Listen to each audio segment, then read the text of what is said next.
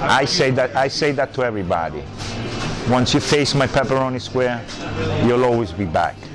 You ain't never gonna find it in Manhattan. It's Rook. This is BeyondTheEast.com, episode 1. So happy to share this with y'all. If you like it, please share it with someone else who will. I'd really appreciate it. On this first episode, I go and talk to Frank, who is the co-owner of Prince Street Pizza. Frank has always shown love every time I'm in there, so I was really happy when he said yes to the interview. So first of all, thank you to everyone at Prince Street. Thank you for everybody listening. And if you get a chance, go and try that pepperoni square because it's a slice that'll change your life. You won't look at pizza the same again, trust me. But I'm gonna shut up so we can get to this episode. My name is Frank. I'm a partner of Prince Street Pizza with my good friend Frank Morano. Well, I enjoy what I'm doing. My father was a diamond setter, so I didn't want to get in that kind of business. I enjoy of making pies and making people eat my food. Well, we were talking about a whole different names for the pizzeria.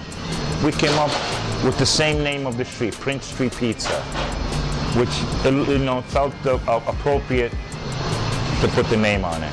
We started in this location here right after Ray's closed, and we opened up on January 2nd, 4 years ago. It's almost impossible to walk into Prince Street and not notice all the pictures on the right and left on the walls.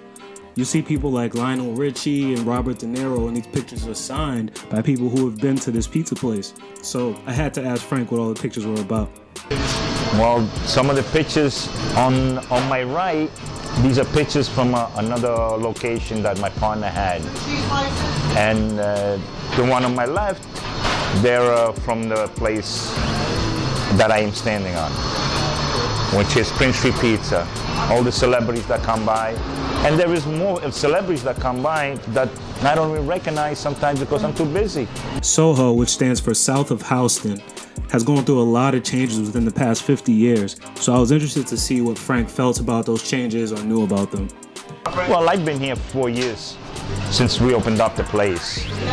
But I knew the neighborhood from way back, the way it was, where there was a lot of Italian people, and you felt like you were back home, back in the days. Today, it's not. The neighborhood changed. I think it changed to better. It's more people that are in the neighborhood. Back in the days was just Italians that come over here and they wanted to work and that's it. Now it became the area became an attraction. If it was back then, the traditions would be different.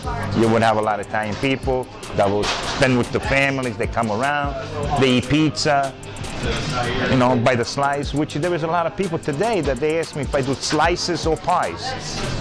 I guess in Manhattan, there's a lot of people that do pies, to sell. You could almost say that the location that Prince Street Pizza is in is very historic and is huge to the New York pizza scene. That's without a doubt.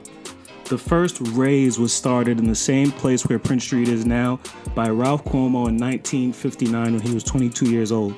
There's an interesting story behind it, but when they closed up, Prince opened up shortly after and kept the tradition going. I was interested to see if Frank knew Ralph personally or through anyone or met him before he passed away. Rest in peace. Well, I didn't know him personally. I did not know. I knew Ray's Pizza was over here and he had a good reputation on being Ray's Pizza. But when they closed down, we opened up. And we had a little time, so people started establishing, our Ralph pies, our pizza, our flavor, especially on the pepperoni square. I know that was our number one, which is our number one seller. And that's where we are now. A lot of people talking about us and a lot of people are enjoying it. It's been, a long and a pleasure because we enjoy what we're doing in this place, making people feel comfortable, and taking care of the customers, the neighborhood, everyone. We enjoy what we're doing, especially me. Honestly, I care about the customers that come over here. Of course, I like, when they give me good compliments over the Yelp and this. I also hate it when they, those little things that they're picky. On the day of the interview, I was outside of Prince Street waiting for Frank.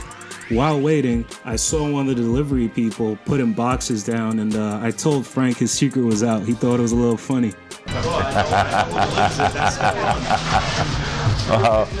That's our curd. That's when we make it downstairs. We make it downstairs. We make it one day. We spend our time downstairs. My time goes downstairs. So I make it, and then after 2 days, it's ready to being sliced and everything else. The Fra Diavolo sauce came out to my partner wanted to make a spicy sauce. So we put, we started working on that, on flavors and everything, until we got a pat, on what we wanted. So that's how we started. I could tell you one thing, is the San tomato. San tomato. And if anybody is in the food, understands about food, San tomato is a sweet tomato. So that's what it makes nice and flavored. Once you try my pepperoni square, you'll never find another square in Manhattan like mine. And you'll always be back. And I'll always say to my customers, you don't know what you're missing if you don't try it.